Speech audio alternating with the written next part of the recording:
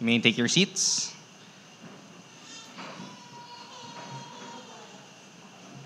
Happy Lord's Day po sa lahat.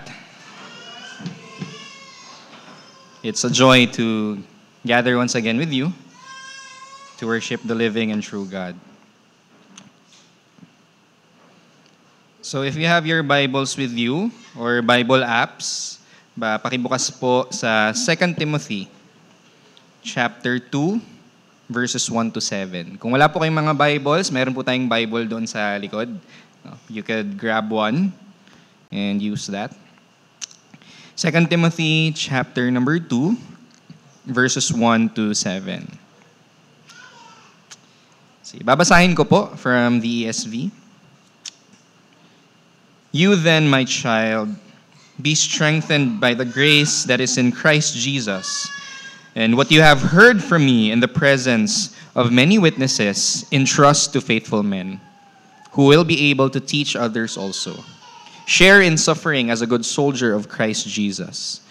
No soldier gets entangled in civilian pursuits, since his aim is to please the one who enlisted him. An athlete is not crowned unless he competes according to the rules. It is the hardworking farmer who ought to have the first share of the crops. Think over what I say, for the Lord will give you understanding in everything. May God bless the reading of His Word. Tayo po'y manalangin. Panginoon, itinataas po namin ang inyong pangalan dahil kayo po ang naglikha sa amin, naglikha ng langit at lupa, at kayo po ang nagligtas sa amin mula sa aming mga kasalanan. Maraming salamat po sa inyong pagpapadala ng inyong anak para tubusin kami. At maraming salamat po sa umagang ito na inyong itinakda upang kami ay magtipon-tipon, upang sambahin ang inyong ngalan at upang matanggap ang inyong biyaya sa pamamagitan ng inyong daluyan ng pagpapala. Panginoon, I pray na ihanda niyo po ang aming puso't isipan sa pagtanggap ng inyong salita. Kung anumang bagay ang pwedeng magnakaw ng aming atensyon, Panginoon, I pray na alisin niyo po sila. Lord, I pray that you would help us focus and help us to love you this morning. In Jesus' name. Amen. So ang Christian life po is a warfare. I know that. We all know that. No? Ang Christian life po ay isang warfare. It's a giyera, digmaan. At itong digmaan po na ito ay hindi lamang nangyayari during special and important moments. Okay? Warfare happens every day, every moment. Especially sa mga moments na hindi po tayo ready, moments na hindi natin inaakala na nasa giyera na pala tayo. And kapag babasahin po natin ang Bible, no? And throughout history, the church has recognized na mayroon po tayong tatlong hinaharap araw-araw. The world, the flesh, and the devil. Ang mundo, ang ating laman, at ang kaaway. So araw-araw po, kinakalaban natin ang tatlong ito. At hindi po sila tumitigil. Hindi nagpapahinga ang ating kaaway. We could call it the unholy trinity. The world, the flesh, and the devil, they do not stop in fighting against us and in hindering us from Christ and enjoying Him. So kung hindi po kayo aware, kung hindi tayo aware that we are at war, kung hindi po tayo vigilant, mapagmasid, kung hindi po tayo active na nagre-resist, lumalaban dito sa mga kalabang ito, then maybe we are already losing. So it's important for us, hindi lamang maging aware na bawat minuto ng buhay natin mayroong lumalaban sa atin, but we must also be prepared to fight. Kaya nga doon sa text na binasa natin, ang imahe na ginamit ng Apostol Pablo para i-describe ang Kristiyano is the image of a soldier. So tayo pong lahat bilang mga mananampalataya, tayo po ay mga soldier. And as soldiers, we need to be strong para ma-carry out natin yung duties na ipinagkatiwala ng ating Panginoon sa atin. So the main idea of our message this morning is the gospel strengthens us to be faithful witnesses of Jesus and to persevere in the Christian life. So, para magkaroon po tayo ng lakas, as we fight, we need the gospel. Okay? We need the gospel, and it's the gospel na magbibigay sa atin ng kakayahan para labanan ang Unholy Trinity, para ipalaganap ang mabuting balita, at para tayo ay magpatuloy sa ating buhay pananampalataya kahit na anong balakid man ang ating harapin. So mayroon lamang akong 3 bagay na gustong i-share ngayong umaga. First, the gospel is the source of our strength. The gospel is the source of our strength. Verse 1 says, "You then, my child, be strengthened by the grace that is in Christ Jesus." So, let's think of verse 1. Yung verse 1 po yung parang glue that holds verses 1 to 7 together. So, yung strength na ito, na ibinibigay sa atin by grace in Jesus, ang strength na kailangan natin to teach and to persevere. So sabi ni Paul, "You then, my beloved child, be strengthened." So yung be strengthened po ay passive. Ibig sabihin, tinatanggap natin yung strength. Yung strength na kakailanganin po natin sa Christian life ay hindi po manggagaling sa atin. The strength that we need in the Christian life ay something na dapat manggaling sa labas, papunta sa atin. In order to live the Christian life, kailangan po nating tanggapin ang kalakasan na nagmumula sa Diyos. Because in the Christian life, hindi po natin minamanufacture ang sarili nating strength. We don't manufacture our own strength. Okay? Madalas po kasi ang temptation sa atin in the Christian life is ang kalakasan to live out the Christian life ay dapat manggaling sa atin. Kung hindi po tayo maingat, ganyan po ang ating mentality. Madalas ang temptation sa atin is, matibay na ako dahil sa mga karanasan ko. Dahil sa mga problemang dumating na sa buhay ko, mga problemang napagtagumpayan ko, matatag na ako. That's our temptation. Kaya ko na. Dahil marami na akong karanasan. Wise na ako. Mature na ako. Matanda na ako. Matatag na ako. O di kaya, matagal na akong Kristiyano. Araw-araw akong nananalangin, araw-araw akong nagde-devotion, lagi akong nagsisimba, marami na akong memorized na verses, nagtuturo ako sa mga Bible study, kaya malakas na ako. That's a temptation, the temptation that we fall into. Pwede nating dagdagan, sa biyaya lang ni Lord, sa awa ng Diyos, matatag na ako. Pero sa totoo lang, kung aaminin natin, sa loob-loob natin, yung kalakasan na mayroon tayo, may pride tayo dun eh. Sinasabi lang natin na sa Diyos naman nanggaling ang grace para mapagtagumpayan ko ang mga problemang hinarap ko dati.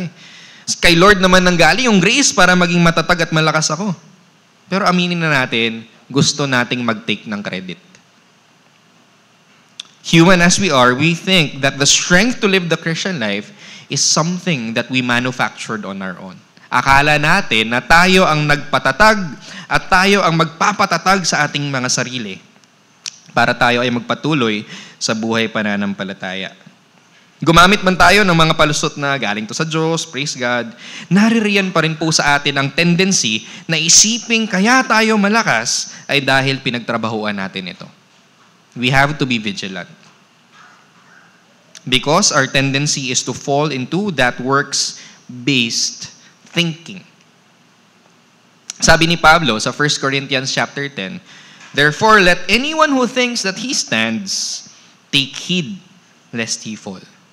Okay? Kung tingin mo kaya mong tumayo sa sarili mong mga paa, abang-abang ka lang kasi baka ikaw ang unang mahulog.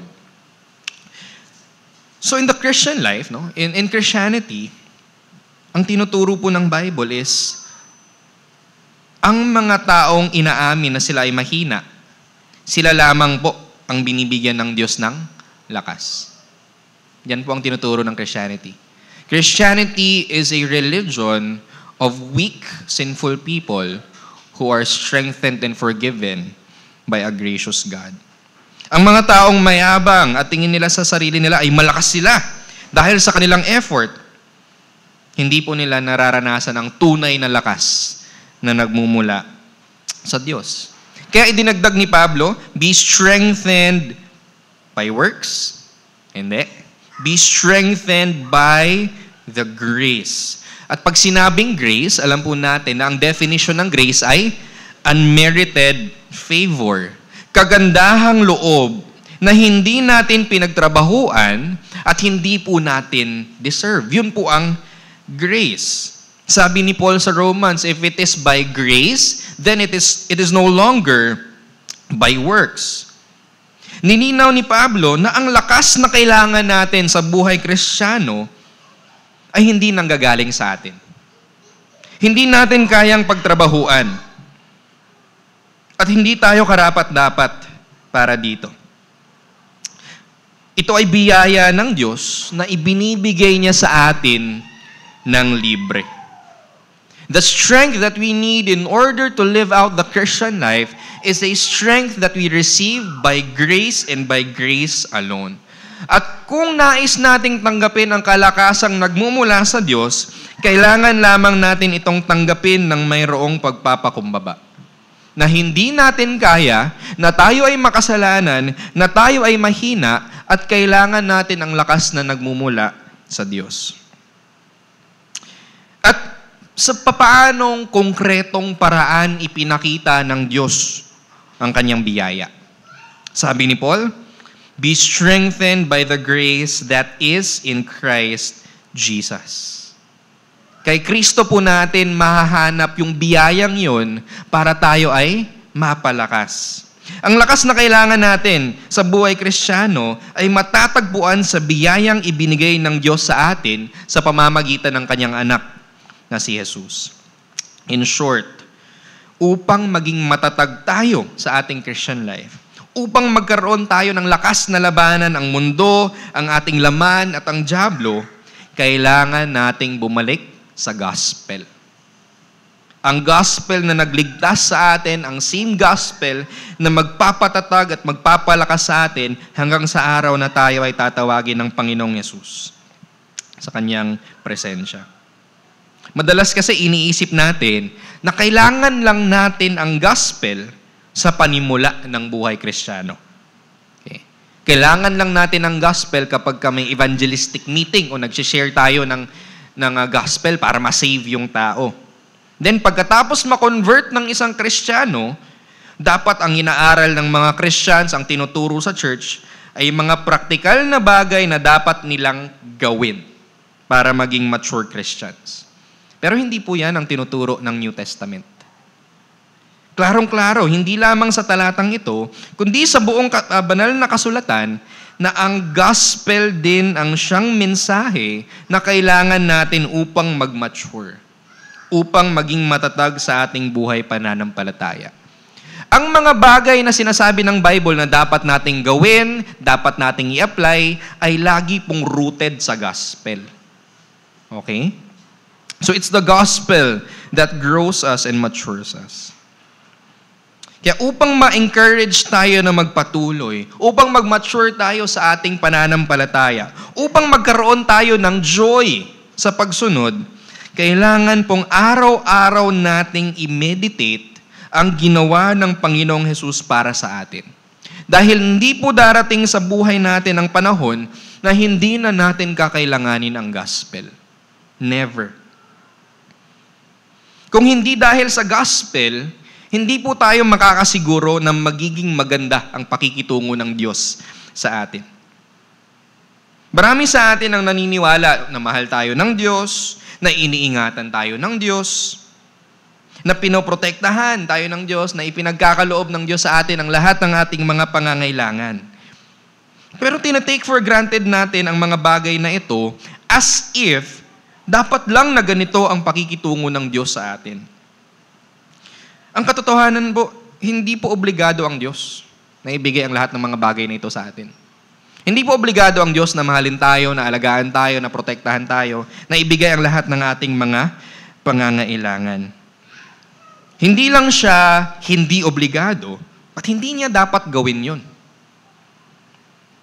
Ang kabaliktaran po ang dapat nating matanggap mula sa Diyos dahil sa ating mga kasalanan. Kung ikaw ay naririto ngayon at ikaw ay nagkasala sa Diyos, ang nararapat sa iyo ay sumpain, pabayaan, kalimutan, parusahan, pahirapan, durugin, at puksain ng Diyos. Yun po ang katotohanan. Yun ang dapat na gawin ng Diyos sa atin dahil sa ating kalapastanganan.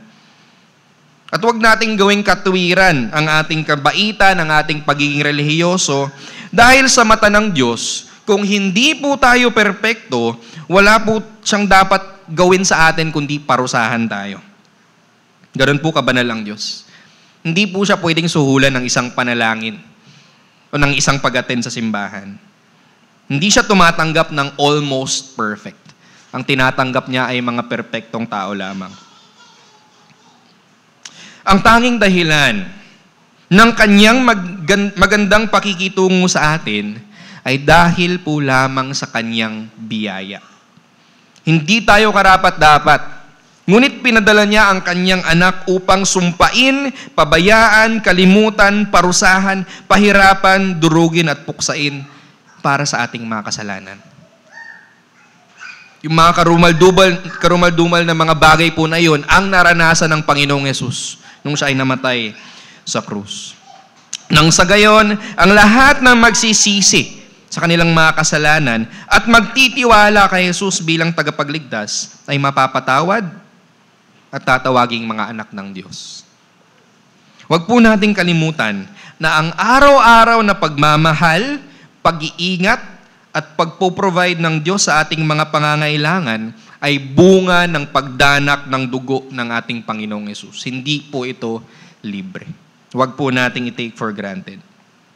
Dahil sa gospel, makakaasa po tayo na maganda ang pakikitungo ng Diyos sa atin. Kaya lagi po tayo dapat bumalik sa gospel. Kapag hinaharap natin ang temptation ng mundo na nagsasabing, para maging valuable kang tao, kailangan mo maging successful. Para respetuhin ka, kailangan mataas ang iyong nakamit sa buhay. Ang tunay na kasiyahan ay matatagpuan sa mga bagay na pwedeng bilhin ng pera. Bahay, sasakyan, damit, relo, gadgets, bakasyon, masasarap na pagkain, etc. Yan po ang tinuturo ng mundo. Kaya marami sa atin ang nagkakandara pa sa pagtatrabaho. Even to the point na nawawalan na ang karamihan ng oras para sa pamilya, oras para sa pagsamba, dahil ang mundo ang basehan natin ng success at kasiyahan. O di kaya, i-comfort na lang natin ang sarili natin. Nagkukunwari tayong kontento na tayo. O di kaya, sisiraan natin yung mga mayayamang kilala natin dahil mayroon tayong inggit sa puso. Yun ang tendency natin. So, saan po natin hugutin ang lakas para labanan ang temptation ng mundo? Sa gospel. Tayo ay tinubos ng Diyos sa pamamagitan ni Kristo. Binigay na ng Diyos ang kanyang banal na Espiritu upang iparana sa atin ang kanyang pagmamahal. At kung tunay nga ang mga bagay na ito, hindi na po natin hahangarin ang pagtanggap at validation ng mundo sa pamamagitan ng pagiging alipin ng materialismo at trabaho, ng pera, ng karangyaan, because we already have everything that we need in Jesus. Hindi na natin hahanapin ang success and joy sa mga bagay sa mundong ito dahil kontento na tayo kay Jesus na siyang nagbigay na sa atin ng mga bagay na talagang kailangan natin. Kapag nandyan yung urge ng laman natin na magkasala, how do we fight it? Gospel pa rin. Hindi natin ito kayang labanan gamit ang ating lakas. Hindi natin kayang labanan ang ating kasalanan sa pamamagitan ng ating sariling kalakasan. Dahil kung lalabanan mo ito gamit ang iyong sariling lakas, matatalo ka. Either number 1, madidisappoint ka sa sarili mo dahil wala kang magawa, kundi sundin ang iyong sinful desires. Or pangalawa, yayabang ka dahil tingin mo, nagapi mo ang iyong kasalanan sa pamamagitan ng iyong disiplina. Kailangan nating alalahanin ang gospel pag tayo ay nasa gitna ng tukso. Sabihin mo sa sarili mo, kahit na ako ay makasalanan, minahal ako ng Diyos. Namatay si Jesus para iligtas ako mula sa kasalanang ito. Binigay niya ang banal na Espiritu para palakasin ako. Kaya hindi na ako alipin ng kasalanan ko, pinalaya na ako ng Diyos. Hindi ito ang magbibigay sa akin ng kasiyahan, kundi si Kristo lamang. Hindi ako magpapaloko. Pipiliin kong makinig sa Diyos na nagligtas at nagmahal sa akin at hindi sa tawag ng aking laman. We go back to the gospel. At kapag naririnig po natin ang accusations, mga akusasyon at mga discouragements ng kaaway, anong dapat nating gawin? Remind ourselves of the gospel. Oo, Satan, totoo na makasalanan ako, totoo na karapat-dapat akong itapon sa impyerno, ngunit panghahawakan ko ang pangako ng Diyos na ang lahat ng nananampalataya kay Jesus ay pinatawad at pinalaya na. Kaya Satan, tumahimik ka dahil boses lamang ng aking pastol ang aking pakikinggan. So makikita po natin dito that the gospel is the source of our strength. Ang gospel lamang ang siyang nagpapatibay sa atin at nagbibigay sa atin ng lakas para magpatuloy. The second point, the gospel strengthens us to be faithful witnesses of Jesus. Sabi sa verse 2, "And what you have heard from me in the presence of many witnesses, entrust to faithful men who will be able to teach others also." So sabi ni Paul kay Timothy, kung ano man yung mga bagay na natutunan mo mula sa akin, mga bagay na itinuro ko sa'yo, ipagkatiwala mo ito sa mga tapat na tao na kayang magturo din sa ibang tao. Okay? So primarily, itong verse na to ay tungkol sa pastors handing over the ministry to other pastors, mentoring them, training them, so that they could teach and preach God's word. Okay? So pero may application po ito to all Christians. Pinagkatiwala po sa atin ng Panginoon ang kanyang salita. Okay? Pinagkatiwala po sa atin ng Diyos ang gospel. Ito po ay by grace alone. Hindi po tayo karapat-dapat, ngunit nakarating po sa atin ang mabuting balita. And what the Lord wants us to do is to be faithful people na kayang ibahagi ito sa ibang tao. Yun po ang calling natin. Lahat po tayo ay mayroong task to proclaim the gospel, na maging saksi ng kabutihan ng Diyos na kanyang ipinamalas sa Panginoong Yesus. Mayroon po tayong duty na i-defend ang gospel, ang Christianity, from false teachers and deniers of the faith. So mga kapatid, tayong lahat po dito ay blessed. Mayroon tayong Bible, nasa church tayo, nababasa natin ang Bible, naaaral natin ito, nakikinig tayo sa pangangaral ng salita ng Diyos. At ito ay kalooban ng Diyos sa atin. God wants us to learn more about Him so that we could glorify and enjoy Him. But it should not end with you. Hindi po dapat matapos sa inyo. Kayo ay tinawag na dalhin ang mensaheng inyong natanggap sa mga taong hindi pa ito naririnig at hindi pa ito natanggap. Kung tunay ngang naranasan natin ang saving power ng gospel, natural lamang na naisin natin na ibahagi ito. Hindi po natin ito makukontain sa ating mga sarili. Gugustuhin nating i-proclaim ito sa buong mundo, sa ating mga pamilya at sa ating mga kaibigan. And in order to do this, we have to go back to the gospel. Namnamin natin ang ginawa ng Panginoong Hesus sa atin, nang sa gayon naisin din natin na maranasan ito ng mga tao sa ating palibot. But Paul calls us, sabi dito, it should be entrusted to faithful men. Kailangan natin maging faithful, tapat. Paano tayo magiging faithful na tagabahagi ng salita ng Diyos kung hindi naman natin inaaral ang ating mga Biblia? Paano natin faithfully marerepresent ang Diyos kung hindi natin kayang i-interpret ang Bible sa mga nagtatanong at kumakalaban sa ating pananampalataya? Hindi po optional ang pag-share ng gospel. Ito po ay must sa ating lahat. At kung nais nating mag-glorify ang Panginoon sa ating pangangaral ng salita ng Diyos, kailangan nating maglaan ng oras, dugo at pawi sa pag-aaral ng salita ng Diyos dahil tayong lahat po ay mga saksi ng Panginoong Hesus. Isa sa mga bagay na madalas iniisip ng Christians is, kaya nga kami may pastor kasi siya na ang bahala dyan. Trabaho niya na mag-evangelize sa mga tao na nasa palibot. Kami na ang bahalang mag-pray. Kami na ang bahalang mag-offering para may sahod siya.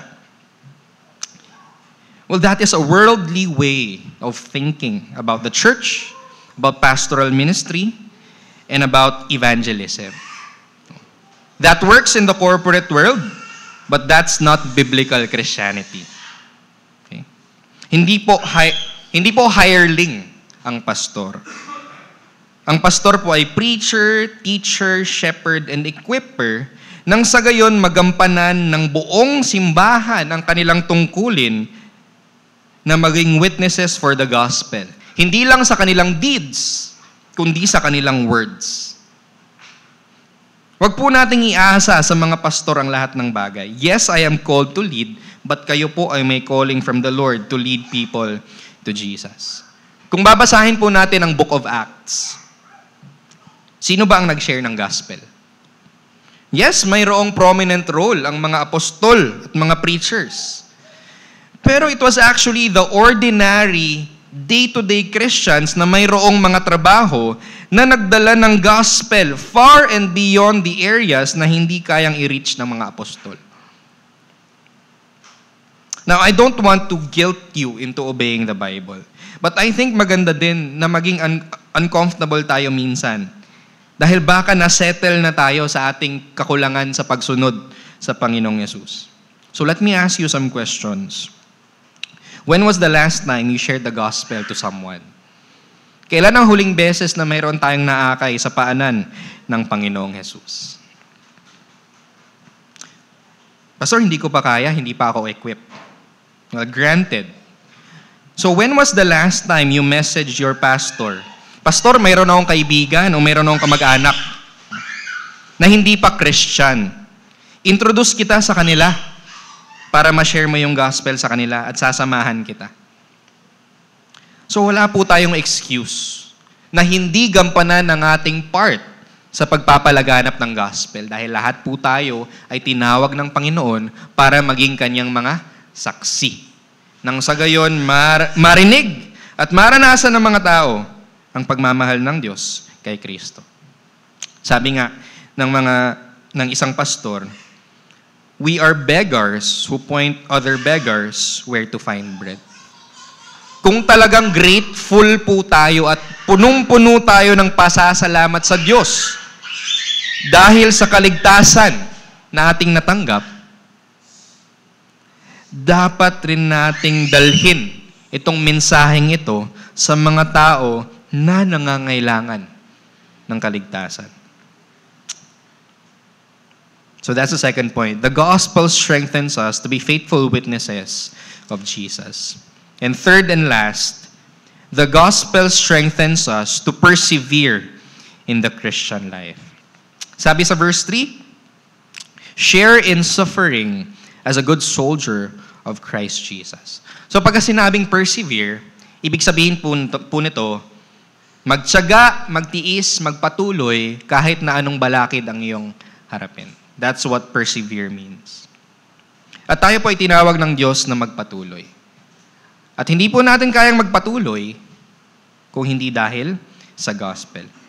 Sabi sa verse 3, we are soldiers of the Lord Jesus Christ. Ibig sabihin, mayroon tayong commanding officer. At dapat nating sundin ang kanyang mga utos. Dapat nating sundin ang daan na kanyang tinahak. Sabi ni Paul, share in the suffering. Kung naghirap ang ating Panginoon, then it is also certain, tiyak na tayo din po ay haharap sa mga pagsubok at paghihirap para sa kanyang pangalan. And it is only through the gospel that we could persevere. Ang ating Panginoon ay nagdusa upang maligtas tayo. At ginawa niya ito dahil mahal niya tayo. But, siya po ay nabuhay muli sa kaluwalhatian. So, kaya po nating harapin kahit anong paghihirap, kahit anong pagsubok, dahil alam natin na mahal tayo ng Panginoong Yesus, mahal natin siya, kasama natin siya hanggang dulo, at balang araw, we will share also in His glory. So bilang mga soldiers, we should be prepared for suffering. Hindi po siguro tayo makakakita ng mga soldiers sa gyera na nung binaril na siya, naka-conceal siya, binabaril siya, hindi niya sasabihin, anong ginawa ko sa kanya? Bakit niya ako binabaril? Pwede na ba akong umuwi? Natatakot ako.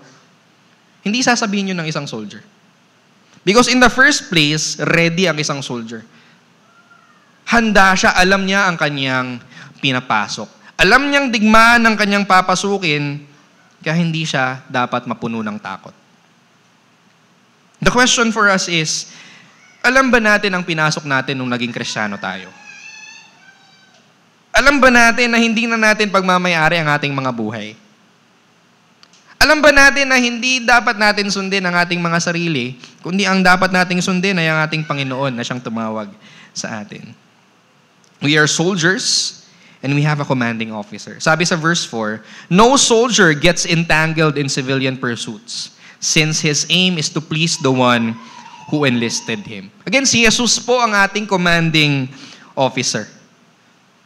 At kung tayo po ay mga Kristiyano, our aim, ang ating goal, is to please Him above all. It means, kahit na dalhin tayo ng Panginoong Yesus sa mga sitwasyon at mga desisyon na hindi komportable para sa atin, kailangan po natin siyang sundin. Hindi po tayo makakakita ng mga soldiers sa Ukraine na may time para mag-Starbucks. Sunod na yun, kape-kape muna ako. Kayo muna guys. Hindi po, there's no time to be comfortable. We should be committed to our duty. Kahit na hindi komportable, kapag inutos sa atin ng Panginoong Yesus, there should be no questions asked. We follow, we obey. Hindi po tayo pwedeng makipag-bargain kay Jesus Christ. Pwedeng kalahating obedience lang, Lord, hindi ko kaya. No, we should obey Him at all costs because He is our commanding officer. We should be committed to Him and to the duty that the Lord has given us. And then mayroong pangalawang imahe na ginamit ng Apostol Pablo. Verse 9, an athlete is not crowned unless he competes according to the rules. So ang isang atleta, nagsasanay, nagtitrain, at sumasali siya ng mga competition para manalo. In order to win the prize, to win the championship. At para manalo siya, the athlete should play by the rules. Hindi siya pwedeng mandaya. Breaking the rules would lead to disqualification. Ganon din po sa buhay pananampalataya. Kung anong disiplina ang mayroon ng isang atleta, ganoon din po ang disiplina na ninanais ng Diyos na mayroon tayo. Wala pong shortcut towards godliness. Wala pong shortcut towards sanctification. Araw-araw po dapat nating disiplinahin ang ating mga katawan, ang ating mga utak, ang ating mga puso, nang sa gayon mayroon po tayong focus doon sa goal na ibinigay ng Panginoong Yesus para sa atin. Dapat tayo maging disiplinado. Dahil araw-araw, kinakatikais po tayo ng mundo. Marami po tayong naririnig na mga ideolohiya, marami tayong nakikita na pwede po tayong maderail mula sa ating goal. Kaya kailangan po natin ng disiplina. Araw-araw. Then pangatlong imahe, verse 6, it is the hardworking farmer who ought to have the first share of the crops. So ang mga magsasaka, they work hard. Nagtatrabaho po sila in order to get the best, the first, and the larger set of crops. So tulad ng pagtatrabaho ng isang magsasaka, the Christian life also takes hard work to grow. Hindi naman po agad-agad na nagkakaroon ng harvest. Tinanim ko ngayong umaga, mag-harvest na ako mamayang gabi. Hindi po ganun. It takes hard work and it takes time to grow. Ganun din po sa Christian life. It's a long obedience in the same direction, sabi ni Eugene Peterson. It's a daily hard work. It's daily cultivating godliness. At madalas hindi po natin nakikita ang bunga. Bakit? It's a slow, incremental growth. But the point is, it takes hard work. Hindi po tayo mag-grow kapag passive lang tayo. It takes effort. It takes hard work. So makikita po natin dito is we should be committed, disciplined, and hardworking in the Christian life. Hindi po tayo dapat mag-expect ng maturity, effectiveness, and true sense of God's love and comfort in times of trouble and suffering if we do not put in the hard work. It takes hard work. So yun po yung mga similarities between a Christian and a soldier, athlete, and farmer. Commitment, discipline, hard work. Pero meron din pong difference. Ano ba yung difference? Ang soldier, he works para ma-please ang kanyang commanding officer. Ang athlete, nagko-compete para mapanalunan niya ang premyo. Ang farmer, nagtatrabaho para mayroon siyang ma-harvest. But as Christians, it's different. Tayo po ay pleasing na kay God because of Jesus. Sure na po na matatanggap natin ang corona ng katuwiran, the crown of righteousness, because Jesus is now our righteousness. Sure na po na matatanggap natin ang harvest ng salvation because Jesus already did the work for us. The encouragement for us is we work hard hindi dahil mayroon pa tayong kailangang i-earn mula sa Diyos. We work hard because we already have everything in Jesus. Hindi po tayo nagtatrabaho para may matanggap tayo mula sa Diyos. In fact, natanggap na natin ang lahat ng kailangan natin by grace in Jesus Christ, kaya tayo nag-work hard. That's very different. We have received everything in the gospel. Ang gospel po ang motivation natin kung bakit tayo magpapatuloy, magpe-persevere kahit na tayo ay nahihirapan. Ang gospel po ang motivation natin kung bakit natin sisikapin na sundin ang mga utos ng Diyos.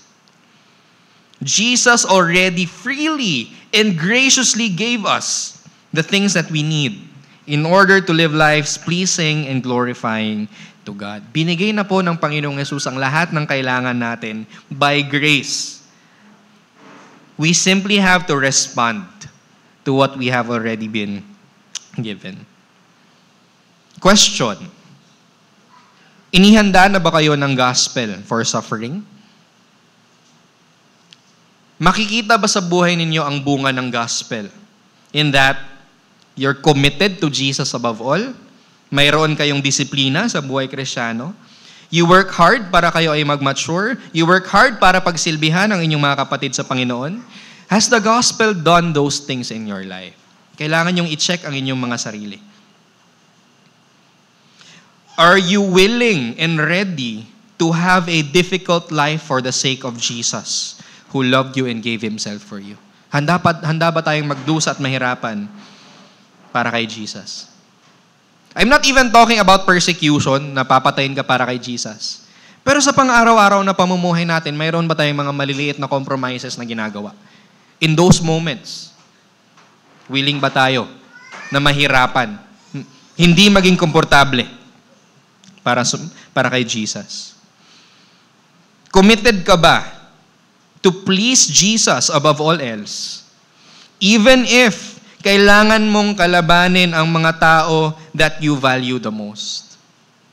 Kapag bumangga na ang utos ng ating commanding officer at ang mga utos ng mga taong importante sa atin, sino ang ating susundin?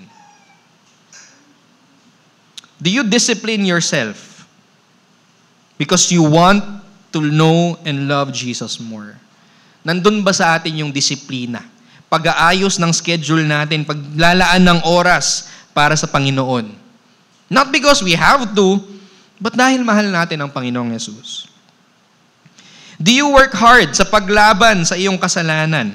Do you work hard in obeying God out of love for Him? Do you work hard para ikaw ay maging isang tapat na saksi ng ating Panginoong Yesus? At para maging isang servant ng church? Friends, kung hindi po dahil sa gospel, itong mga bagay na sinabi ko, they will be a burdensome law na hindi po natin kayang sundin.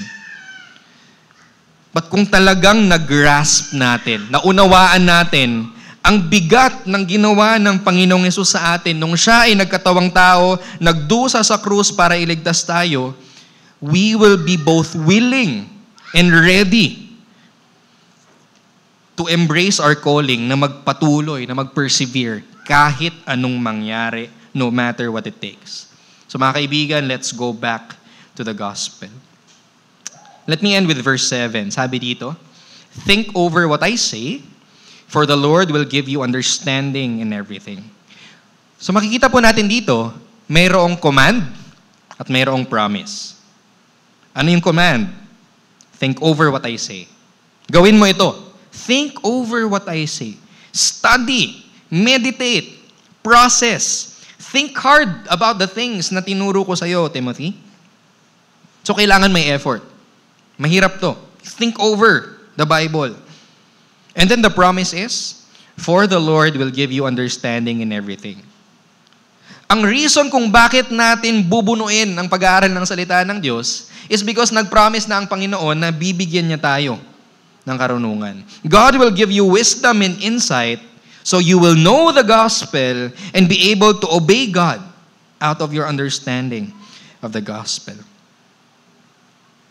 So yung kasiguraduhan na bibigyan tayo ng Diyos ng karunungan, ang siyang magtutulak sa atin to think, to study, to meditate on God's Word. Sabi ni John Calvin, what God demands from us by His Word, He likewise bestows by His Spirit, so that we are strengthened in the grace which He has given to us. Ito po yung nangyayari sa verse 7. God demands something. Think over what I say. Study God's Word. Meditate on it. But He also gives us the grace to do it. For the Lord will give you understanding in everything. Nais po ng Diyos na bigyan tayo ng karunungan. He wants the gospel to take root in our hearts. Para tayo po ay kanyang mapalakas sa pagtuturo at pagpapatuloy. But, paano ginagawa ng Panginoon to? Paano niya tayo pinapalakas? Sa pamamagitan ng ating effort in thinking of God's Word. So, paano po natin gagawin ito? First, privately. You have to prayerfully study God's Word. Not just read, hindi lang basa, but to carefully study it with heartfelt prayer that God will give you insight. Again, sabi ko kanina, araw-araw mayroon po tayong kinakaharap na kaaway. At kung hindi po tayo handa, kung hindi po tayo ready, matatalo po tayo. Baka nandun ka na sa sitwasyon, natalo ka na pala, hindi mo lang alam. Maybe it's not the Spirit that takes control of your life anymore. Maybe kapag punta nyo dito sa church, nagpapanggap lang kayo na okay kayo. But in reality, namumuhay kayo sa kasalanan, nagpapadala kayo sa agos ng mundo, kung anong pinaniniwalaan nila, kung anong tinetreasure nila, yun din ang tinetreasure mo. So you have to be committed to a prayerful study of God's Word. Punuin natin ang sarili natin ng salita ng Diyos. Nang sa gayon, wala ng amor ang mga bagay sa mundo. Okay? But more than privately, makikita po natin sa Bible na ang nais ng Diyos na gawin natin para tayo ay mapalakas is to commit ourselves to the local church. Commit yourself to Lord's Day worship. Dahil sa araw ng Panginoon, Jesus Himself nourishes us as God's gathered people through His Word. Sa church, we are able to think on God's Word by praying, singing, and listening to God's Word preached. At hindi lang yon, mayroon pa tayong sacraments. We see the Word through baptism. Kino-confirm ng Diyos ang promise niya sa atin that in Jesus our sins are washed away. And then sa Lord's table, ina-assure tayo ng Diyos na tayo ay Kanyang pinatawad sa pamamagitan ng broken body and shed blood ng Kanyang anak. And we do all of these things together with other sinners saved by grace. Sa Christian life po, we cannot stand on our own. Wala pong Lone Ranger Christian. Kailangan po natin ang encouraging presence ng bawat isa so that we will know that we are not alone in our sins, in our failures, in our struggles, and in our hurts. Commit yourself to the body of Christ and the gathering of the saints. Dahil yung mga bagay na ginagawa natin dito are things that your personal, private devotion cannot accomplish. So maybe sasabihin natin, masyado akong busy, masyado akong pagod. Actually, all the more that God desires you to go to Lord's Day worship. All the more that you need the strength, nourishment, and rest that God gives on the Lord's Day. Hindi po binigay ng Diyos ang Sabat sa atin para maging burden. Binigay po ng Diyos ang Sabat sa atin para bigyan tayo ng kapahingahan. It's a grace of the Lord. So gawin natin, let's schedule our week para hindi maapektuhan ang Lord's Day worship. Because Lord's Day worship, it's not just an important activity that helps you spiritually. It's the main avenue ng pagpapalakas ng Diyos sa atin. So let's do everything that we can para hindi natin ito ma-miss.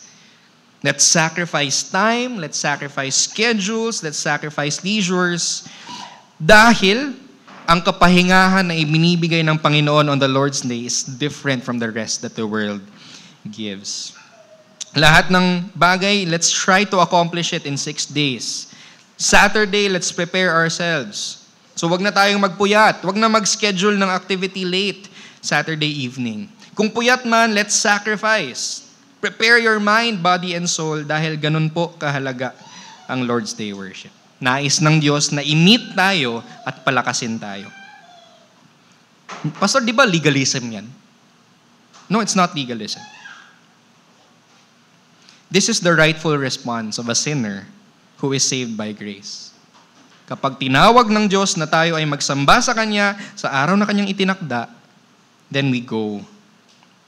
Siguro masyado na lang tayong pampered ngayong time na to, na yung simpleng obedience na nire-require ng Bible at ginagawa ng mga Christians noon for thousands of years, even to the point of death, nagiging burden and optional na sa atin. So we do these things, commit ourselves to the prayerful study of God's Word, to Lord's Day worship, hindi para ma-earn ang pagmamahal ng Diyos. Hindi po ganon. We do it because we already have Jesus. This is just our loving response to Him. Our commitment to the Lord's Day shows how desperate we are for God. Kahit pagod ako, pupunta ako dahil mahal ko ang Diyos. It shows that we realize our need for Christ. Kailangan ko ang biyaya ng Diyos, kaya pupunta ako para makisalo kasama ng mga kapatid ko sa Panginoon sa grace ni God. Our commitment to Lord's Day worship shows that we treasure Jesus above all. It shows that we trust that Jesus will give us what we need whenever He ministers to us during the Lord's Day worship. Friends, I assure you that you will feel more burdened and tired if you do not commit yourself to the Lord's Day.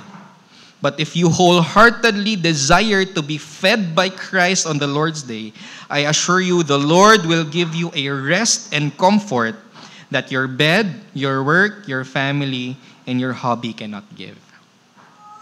Napaka-gracious, napakabait po ng Diyos natin. So whenever He wants us to come to Him, let's run. If you desire to be strengthened by the gospel, run to Jesus. Kung sinabi ng Panginoon, dito niyo ako mahanap, let's go to where He is found. Kung sabi ng Panginoon, dito ko kayo ibibless, let's go to where He says He will surely bless. Kung sabi ng Panginoon, I will give you rest, then let's go to that place, to that gathering where He promises that He will give us rest. This is where the gospel is enthroned. And if the gospel strengthens us, let's come to Christ every Lord's Day. Tayo po'y manalangin. Let's all stand. Let's give thanks to God.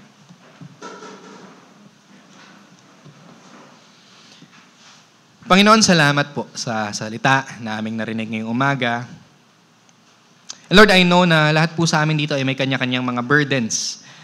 Merong mga tao dito who have sin struggles that they cannot let go of.